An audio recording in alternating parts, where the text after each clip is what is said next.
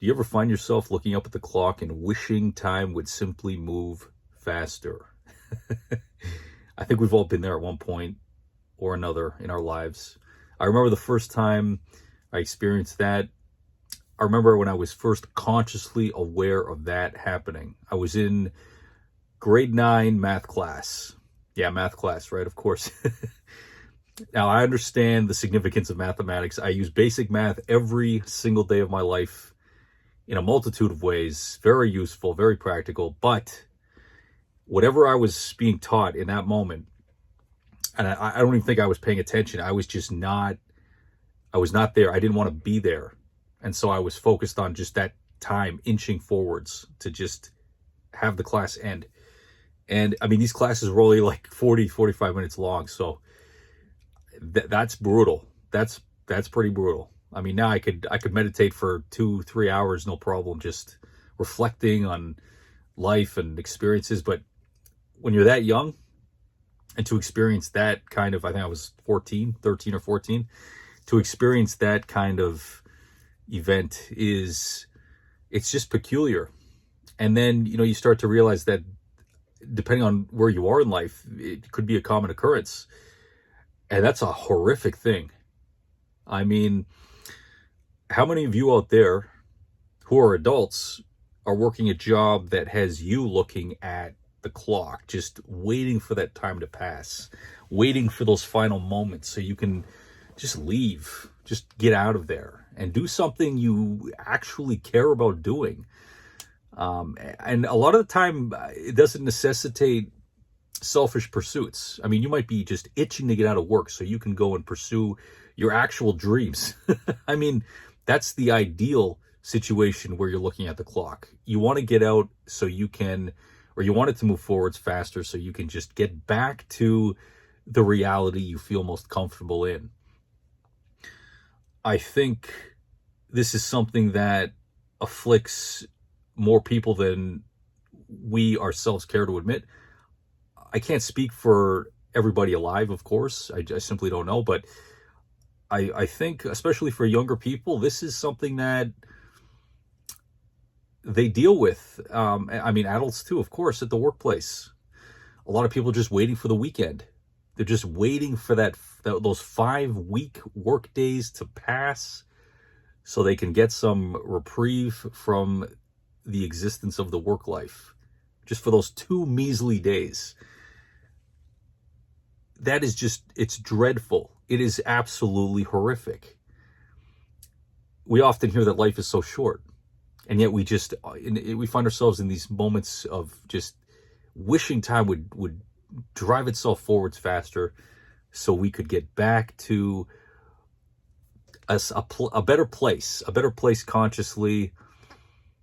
And I'll admit, during my day job, it's centered around time.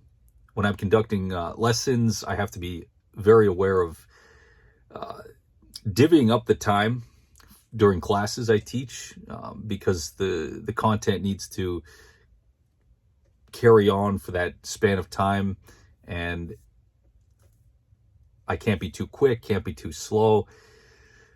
So it's a very time-centric performance that I get up to. But when I pursue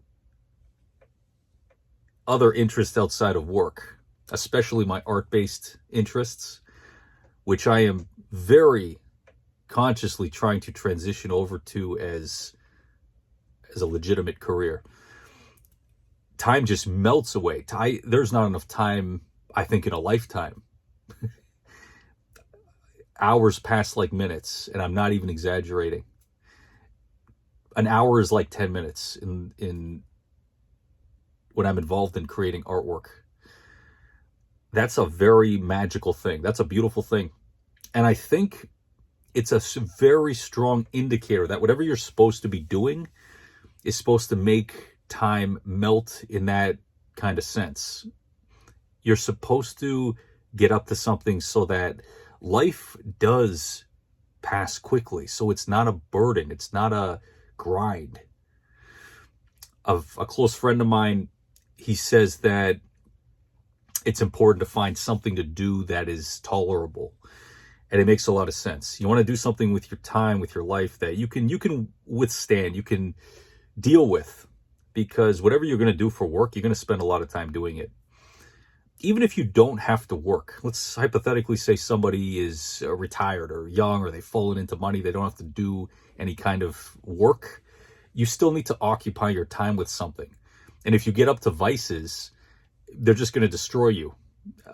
If you get involved in distractions that harm you, it's horrible.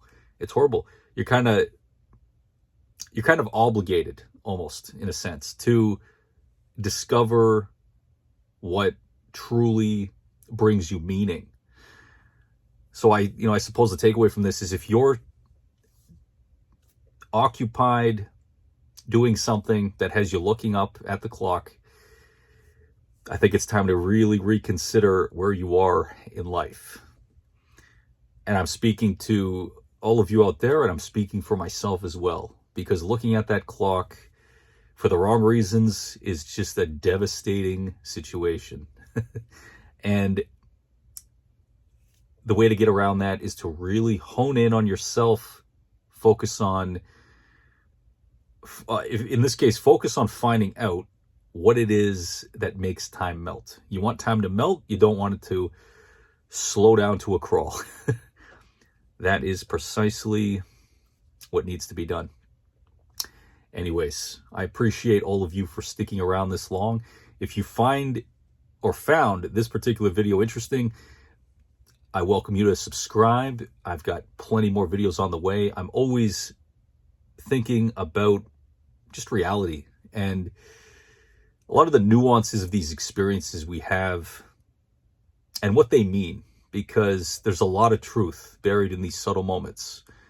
And I think it's important to discuss them and think about them. They can be very useful for each of us. All right, you guys have a great one, and I will catch you in the next video. Take care.